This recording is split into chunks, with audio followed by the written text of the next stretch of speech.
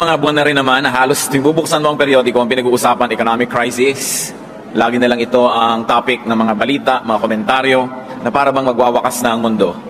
People's concern revolve around survival, financial security, and people are thinking of retirement funds, savings, etc.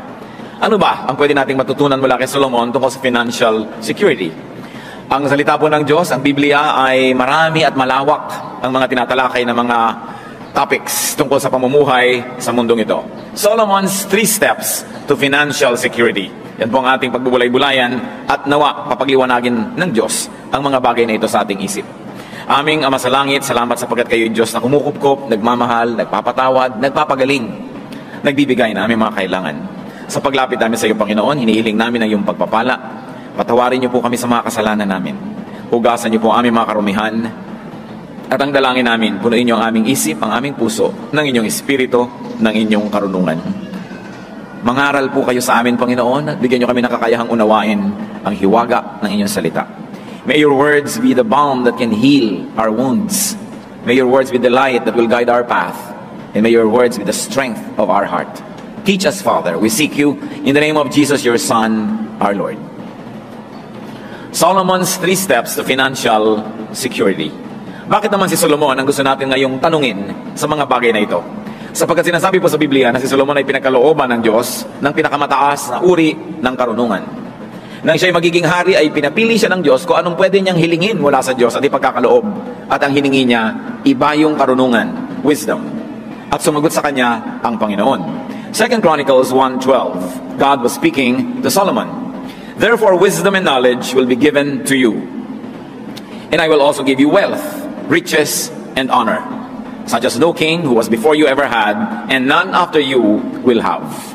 So walang hari na uupo sa trono na magiging higit ang karunungan, kayamanan, karangalan kaysa kay Solomon. Kaya marapat na siya ay dinggin. At ito pong libro ng Ecclesiastes sa Bible ay siyang pinagsama-samang karunungan ni Solomon na ating pinakikinabangan. Solomonic wisdom in issues that confront even our daily lives sa panahon na ito. Ecclesiastes 11:1-6. Cast your bread upon the waters, for after many days you will find it again. Give portions to 7, yes, to 8, for you do not know what disaster may come upon the land. If clouds are full of water, they pour rain upon the earth. When a tree falls to the south or to the north, in the place where it falls, there it will lie. Whoever watches the wind will not plant. Whoever looks at the clouds will not reap. As you do not know the path of the wind, or how the body is formed in a mother's womb, so you cannot understand the work of God, the maker of all things. Sow your seeds in the morning, and at evening let not your hands be idle, for you do not know which will succeed, whether this or that, or whether both will do equally well. Mga salita na punong-puno ng karunungan, sinasabi sa mga matalinghagang paraan ang maraming mga bagay. At ngayon po, isa-isahin nating himayin ang mga salitang yan. We're going to review what we have just read. Ecclesiastes 11:4 says, whoever watches the wind will not plant. Whoever looks at the clouds will not reap. Yung daw tao na matatakutin, walang ginawa kundi bantayan ang direksyon ng hangin, bumubugso ba, lumalakas ba, umiihip ba, magkakabagyo ba, kung sino man ang laging inaantay ang itsura ng mga ulap, may ulap ba, hindi uulan, o marami bang ulap, baka bumaha. Yung daw tao na gano'n, na laging nag-aalala, natatakot, ay hindi magtatanim kahit kailan. At dahil doon, hindi siya aani kahit kailan. So what is the first step of Solomonic wisdom? To profit, to productivity and fruitfulness. In enterprise, don't worry about what you cannot control. Don't worry about the weather. It is not in your hands. But plant when you're supposed to plant, and then do your best, pray for the best, and then cope with whatever happens.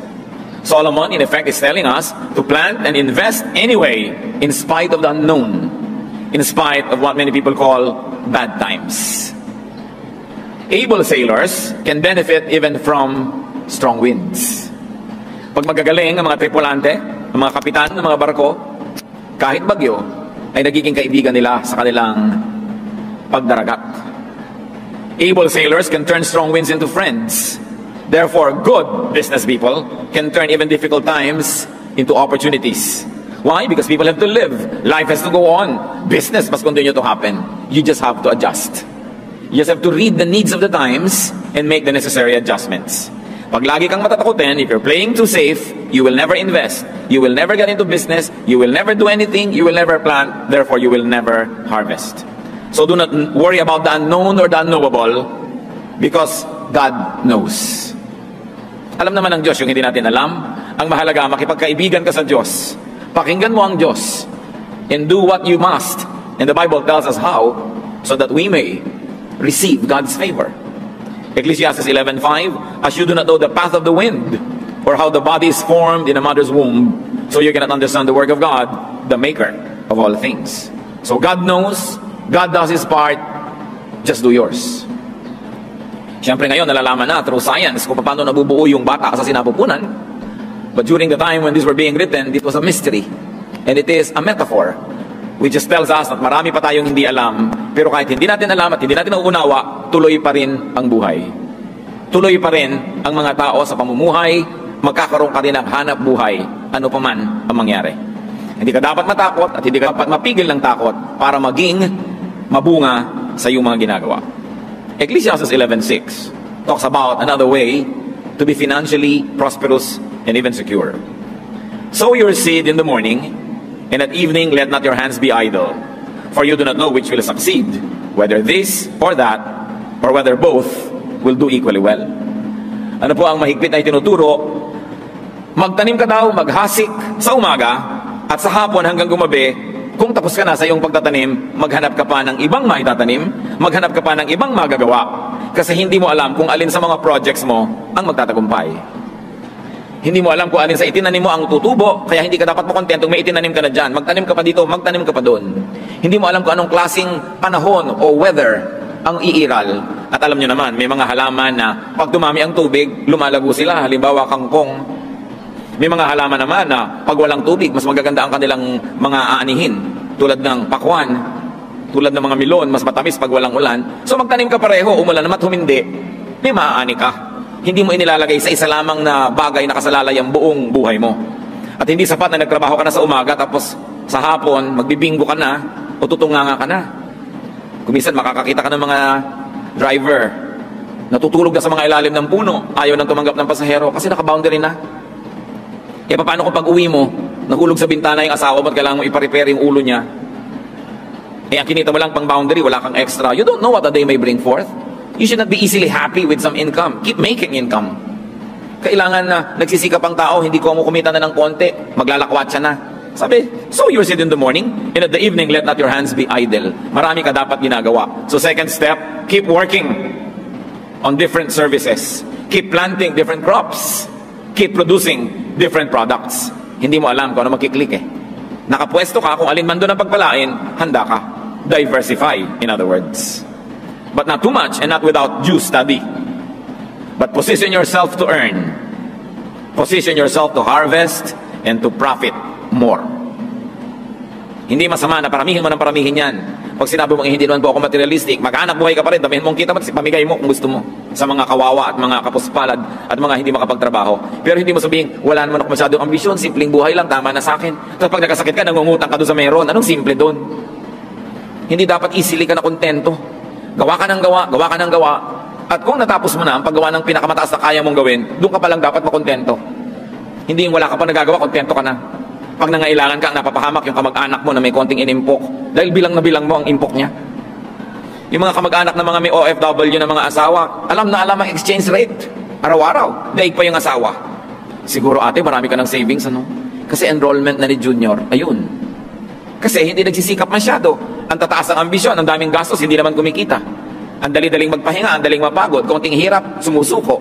Konting hirap, nagre-resign. So, wala namang kakainin. Kailangan niyang katawan mo, ihataw mo sa trabaho, ihampas mo sa gawain. Diba? Para meron kang kitain. Consider the great woman of Proverbs 31. Ano ang description sa napakadakilang babaeng ito? Proverbs 31:10, a wife of noble character who can find. She is worth far more than rubies. And then Proverbs 31 goes on to essay the great deeds of this wonderful woman. She selects wool and flax and works with eager hands. So siya naghahabi, gumagawa siya ng mga tela. She gets up while it's still dark. She provides food for her family and portions for her servant girls. She considers a field and buys it. Out of her earnings, she plants a vineyard. She sets about her work vigorously. Her arms are strong for her tasks. She sees that her trading is profitable, and her lamp does not go out at night. In her hands, she holds the distaff and grasps the spindle with her fingers. Marami siyang ginagawa. Maaga siyang gumising para marami siyang magawa. Hinahati-hati niya ang kakainin ng bawat miyembro ng kanyang pamilya para ang lahat ay may magkaroon ng kasiyahan. Binibigyan niya ng assignment ang kanyang mga katulong para lahat ay huwag masayang ang panahon. Bumibili siya ng mga lupa at tinataniman niya ito. At ang ipinagtatanim niya, galing na sa mga tubo niya sa kanyang mga pangangalakal. Malakas ang kanyang katawan, malakas ang kanyang braso, at siya ay nangangalakal. She trades. She buys, she sells, she produces. Marunong siya magburda, magsulsi, manahi. She makes linen garments and sells them and supplies the merchants with sashes.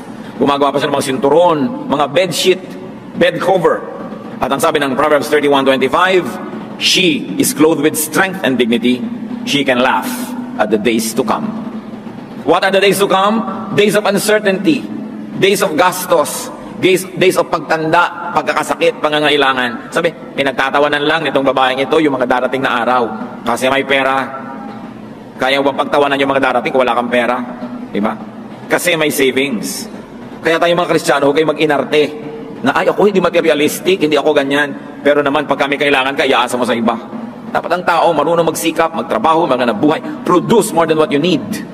So that you will not only fill your needs, but you will also be able to help others who are unable to produce. Just work for it and then deserve it. Sabi na Ecclesiastes 7:12, money is a shelter. Bible na yan. Kaya huwag nyo nang mamaliitin ng pera, mahalaga talaga. Money is a shelter. In Ecclesiastes 10:19, money is the answer for everything. Alam niyo naman, money talks. And when it does, people listen. Diba? So, dapat gumagawa ka ng pera, ng maraming pera. Pero huwag naman sa pagiging sakim, sa pangaagaw, sa pandaraya. Kita niyo yung babae ng Proverbs 31, ang dami-dami perang ginagawa. Kasi masipag, mautak, marunong. No? Of course, Ecclesiastes 10:19 is an exaggeration that money is the answer for everything. You know, poetry exaggerates. But there's great truth in it. That it is an answer to many, many things in life. You want to be secure, you want to be able to laugh at the days to come, dapat may extra income ka, that you have savings, and you are ready for some disasters. So, work hard. Work well, diversify, keep producing. Ecclesiastes 11:1 leads us to the third step to prosperity. Cast your bread upon the waters, for after many days you will find it again. Pagka sinundan natin yung talinghaga, ipagkahagis mo daw yung tubig mo, yung tinapay mo sa maraming mga ilog, dagat at kung ano-ano, at balang araw magbabalikan din sa iyo lahat. Isang talinghaga nang ibig sabihin lamang. At kasulad ng verse 2 ng Ecclesiastes 11, give portions to 7, yes to 8, for you do not know what disaster may come upon the land. So it is telling us, be generous. Magbigay ka ng magbigay hanggang kaya mo kung kani-kanino. Hindi mo naman alam kung sino ang magsusukli. Hindi mo alam kung sino ang tatanaw. At kung dumating ang panahon, isuklian ka naman. Pero ang sabi sa Biblia, pag nagtanim ka, aani ka. So damihan mong tanim, iba't ibang tao. Tumulong ka dito. Kung kaya mo magpaaral lang ganun, paaralin mo. Kung kaya mong sagutin yung gastos ni ganun, sagutin mo.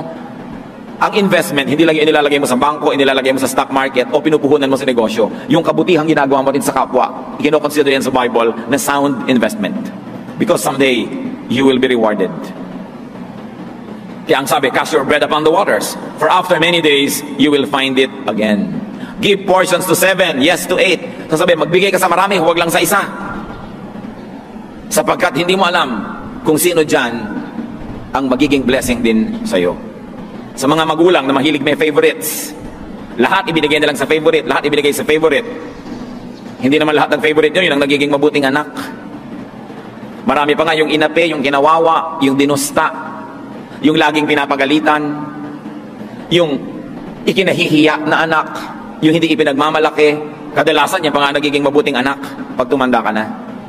At yung in-spoil mo ng in-spoil, binigyan mo ng lahat-lahat, kadalasan yun na hindi makalingon sa'yo eh. Kaya sabi, give to 7, yes to 8, give to many, don't just one. Hindi lang isa lang yung pine-favor mo, isa lang yung nilagay mo na doon lahat, yung kayamanan mo, lahat ng kaya mong ibigay. In other words, don't put all of your eggs in one basket. Kung baga sa computer, kailangan may backup file ka Dahil pag nag-crash yung computer mo, ubos ang record mo. May backup ka. Huwag mong ilagay lahat ang pag-ibig, ang pagmamahal sa isang tao lang. Dahil baka mamaya, mabuti nga yung taong yan, eh, maaga namang nabawian ng buhay, di lugi ka. Hindi mo alam. Be generous to many. Lalo sa inyong mga anak. Hindi nyo alam eh. Proverbs 11:25, a generous man will prosper. He who refreshes others will himself be refreshed. Biblia na ang nagpapangako, yung mapagbigay, aasenso, sasagana. Ang nagbibigay ng kasiyahan sa kapwa, siya man ay tatanggap ng ganitong kasiyahan. Hindi sa pagiging sakim ka magiging secure. Hindi sa pagkakamal, pagtatago, pagkakait ka magiging secure. Ito ay sa pagbibigay. Because in spirituality, you lose what you selfishly keep and you keep what you give away. So, kabaligtaran yan ng sense ng mundo. Ang sasabihin ng mundo, sa'yo na lang, ipunin mo, sa'yo lang. Ang sabi ng salita ng Diyos, magpamigay ka. Ikalulugod yan ng Diyos. At kung hindi man, tumanaw sa'yo yung binigyan mo, alam naman ng Diyos yun eh, siya nag-utos, edi siya ngayon ang bahala magpalit. Luke 6:38, give, and it will be given to you. And very especially, give to God's house. Malachi 3:10-11, bring the whole tithe into the storehouse, that there may be food in my house. Test me in this, says the Lord Almighty, and see if I will not throw open the floodgates of heaven and pour out so much blessing that you will not have room enough for it. I will prevent pests from devouring your crops, and the vines in your fields will not cast their fruit, says the Lord Almighty. Buong buo na dali nyo sa aking tahanan na ikapu, at subukan nyo ako kung di ko bubuksan ang bintana ng langit at pabahain sa inyong buhay ang pagpapalang di nyo kayang isilid sa anumang lalagyan nyo. Sobrang daming ipagpapalang ibibigay ko na wala kayong pagsidlan. At kasama pa niyan, pipigilin ko ang mga salot na sirain ng mga halamang itinatanim ninyo. Ang mga bunga, mga buko na namumunga sa inyong mga bukid, hindi malalaglag bago maging hinog. Hindi inaasahan mo, harvest na next week, biglang bumagyo, nasira ang crop mo, nalaglag yung mga bulaklak, wala kang inani. Sabi, pipigilan ko yan, subukan nyo ako. At alam nyo, ang mga nakapagpatotoo nito, sila talagang addict mag-tithes. Dahil napapatunayan, totoo nga, totoo pala to. Napapatunayan nila. Alam nga naman mali ang Diyos. Alam nga naman kasi nung ngalingan yung Malakay 3:10 and 11. Napapatunayan yan. At ang sinasabi, sa 11:12, share what you have with 7 or 8 with many people. Bakit now? Because you do not know what disaster may strike. You do not know who would make it, who would be grateful. So spread the goodies. Isang napakalaking pagkakamali ng mga magulang to play favorites at itambak lahat ang magagandang bagay sa paborito nila at ma-deprive yung hindi nila paborito. Isang napakalaking pagkakamali ng mga magulang na api-apihin ng isang anak dahil yung isang anak na yon ay kulang sa kagandahan o kulang sa talino o kulang sa charm o dahil ang isang anak na yon ay hindi katulad ng lahat ng anak na kapitbahay nila dahil may anak silang kakaibang itsura, kakaibang ugali, kakaibang kilos, aapi-apihin na nila. Hindi nyo alam yung anak nyo na yan ang magkagabay sa inyo sa inyong pagtanda. Ang pinalaki pa nga sa layaw, ang sabi ni Balagtas, karaniway hubad. Sa bait at muni, sa hatol ay salat. Masaklap ang bunga ng maling paglingap, habag ng magulang sa irog na anak. At kadalasan, hindi naman lagi, pero madalas, obserbahan nyo, yung mga anak na laki sa hirap, yun ang mga thoughtful. Yun ang maaalalahanin sa mga magulang. Yung pinalaki sa sarap, kalimutan ka na lang, lalo nag-asawa na. Wala na, puwera ka na. Kaya dapat minamahal mo lahat. Kahit sa kalooban mo, hindi pantay-pantay dahil may tinatangi ka, huwag mo na ipakita. Anak mo lahat yan. Ano man yan. Pananagutan mo sa Diyos, kailangan mahalin. Favorite children do not always deliver. So, spread the goodness to everyone around you. Consider the noble wife. Ang pinag-uusapan natin dito, be generous, be a good giver. Ang isa sa mga dahilan kung ba't siya ganun ka-asenso, Proverbs 31:20. She opens her arms to the poor and extends her hands to the needy. Sa kanya, business is business, yes. Pero meron siyang mga social concerns. Meron siyang mga charities. She makes money here, but she has another activity where she gives it away.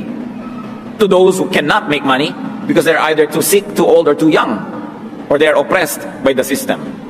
That's financial security in the making when you are sharing with the needy, or that is financial security already at work. So kung hindi ka pa secure, magbigay ka para ka ma-secure. O kung secure ka na, lalo ka magbigay. Kasi secure ka na eh. Wala ka ng dahilan para maging maramot. nagsusukli ka na nun. And it's also your way to remain secure. So those are the 3 steps that involve lots of work. You want to be secure? Work. Work early. Exodus 20 verse 9, 6 days you shall labor and do all your work. So 6 na araw nagtatrabaho ang tao, 1 araw lang nagpapahinga. Yan ang itinakda ng Diyos. And work hard. 2 Thessalonians 3:10, for even when we were with you, we gave you this rule. If a man will not work, he shall not eat. Work for your bread, work for your money, work for your benefits, work for your bling-blings. Hindi pati yun, iniaasa mo sa iba. Hindi pati yung mga bisyo, mga load, iaasa mo sa iba. Wala kang load, manahimik ka. Diba? Hindi ka pa kumikita, kutakot-takot na pera na inuubos mo sa kagaganyan. Nauubos na talaga ang resources ng pamilya. Wala ka pa naman kino-contribute. Dapat lumagay ka sa lugar. Tinitingnan mo ang mga bagay-bagay. And not only work hard, but work smart. Wrong grammar, pero hayaan nyo na, work smart. Ecclesiastes 10:10, if the axe is dull and its edge unsharpened, more strength is needed, but skill will bring success. Pag daw yung tool mo mapurol, yung palakol mo na pang sibak ng kahoy ay mapurol, kailangan malakas ang hampas mo sa kahoy para tumalab ang iyong palakol. Kung naghihiwa ka ng karne, ang purol-purol ng kutsilyo mo, pagod na pagod yung braso mo, kadidiin. Kaya sabi, kailangan be smart. Skill will bring success. Be skillful. Improve your tools. Improve your ways of production. So you don't have to work too hard. But you will get more for less work. You know, do not mistake activity for achievement. Not everybody who works hard gets out of poverty. But those who work smart do. No? Hindi pandaraya ang ibig sabihin ng smart, hindi cutting corners, kundi style. Dapat meron kang diskarte sa buhay. Hindi yan sapat na mapagod. Hindi sapat na maligo sa pawis. Kasi kahit araw-araw naliligo ka sa pawis at nabibilad ka sa araw sa trabaho, hindi sapat para ka makahango sa hirap. Kailangan may diskarte ka, may game plan, mag-isip-isip ka. That's why skill will bring success. And just to review, Solomon says, don't play it too safe. Wrong grammar na naman, but who cares? Sasabihin ng grammar teacher, don't play it too safely. Pero hindi man magandang pakinggan. Don't play it too safe. Talagang may risks. Namumuhunan ka talaga. You take your chances. But this must be calculated risks. You do your homework, you do your research, you do what you can, but for all the others, put faith in motion. Sabi yun daw, laging tinitingnan ng ulap, nakatingala sa langit, dinarama ang hangin, hindi na magtatanim dahil laging masisiraan ng loob. Matthew 25:25-27, concerning the talents that the Lord gave to several people. May binigyan ng marami na parami, may binigyan ng moderate na parami in that way. Yung binigyan lang ng isa, played safe. Inilubog niya yung talent, yung pera sa lupa. Hindi niya ininvest, wala siyang nagawa. Matthew 25:25-27, so I was afraid and went out and hid your talent in the ground.